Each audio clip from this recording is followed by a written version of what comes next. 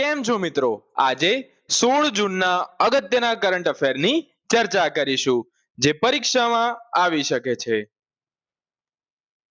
પહેલો પ્રશ્ન 15 જૂન જેને ગ્લોબલ વાઇન્ડ દિવસ તરીકે પણ ઉજવવામાં આવે છે. 15 જૂન ગ્લોબલ વાઇન્ડ દિવસ. 16 જૂન જેને વિશ્વ સમુદ્રી કાચબા દિવસ તરીકે ઉજવાય છે. સમુદ્રમાં કાચબાનો આજકાલ લોકો ખૂબ ઉપયોગ કરી રહ્યા છે અને તેમની સંખ્યામાં ભારે ઘટાડો જોવા મળ્યો છે. તેથી 16 જૂન વિશ્વ સમુદ્રી કાચબા દિવસ તરીકે ઉજવાય છે. હમણાં ગિફ્ટ સિટી ખાતે હેક્ઝાવેર ટેકનોલોજીસનું નવું ડિલિવરી સેન્ટરનું ઉદ્ઘાટન થયું. કોણે કર્યું? ભૂપેન્દ્રભાઈ પટેલે. बात तो सही है दौड़ना तो पड़ता है. હવે એ ક્યાં સ્થાપિત કરવામાં આવશે? આ હેક્ઝાવેર ટેકનોલોજીનું નવું ડિલિવરી સેન્ટર ગિફ્ટ સિટી એટલે કે ગાંધીનગરમાં. વર્ષ 2025-26 દરમિયાન ગુજરાતમાં સૌથી વધુ આવક ધરાવતી એપીએમસી કઈ રહી છે? સુરત એપીએમસી. સુરત એપીએમસી ની વર્ષ 2025 દરમિયાન કુલ આવક કેટલી હતી?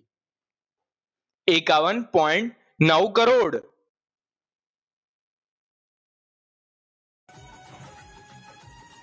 અરે બાપ રે. આવકની દ્રષ્ટિએ અમદાવાદ એપીએમસી માં કયા ક્રમે રહ્યું છે? 5મા. આસામના જોરહાટ એરબેઝ ખાતે કયું વિમાન દુર્ઘટનાગ્રસ્ત થયું?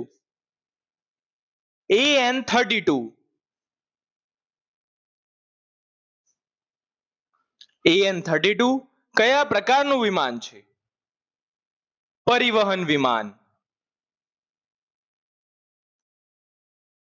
એન્થ્રોપિક દ્વારા વિકસાવવામાં આવેલું સૌથી શક્તિશાળી એઆઈ મોડેલનું નામ શું છે? ક્લોડ માઇથોસ 5.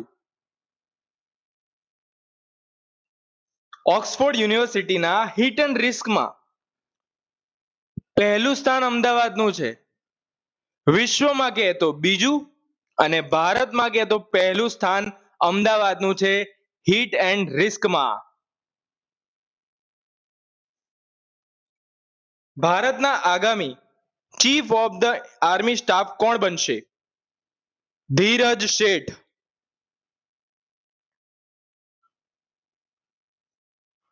G7 શિખર સંમેલન ફ્રાન્સના કયા શહેરમાં યોજાશે? જવાબ છે એવિયાન લેમ્બે.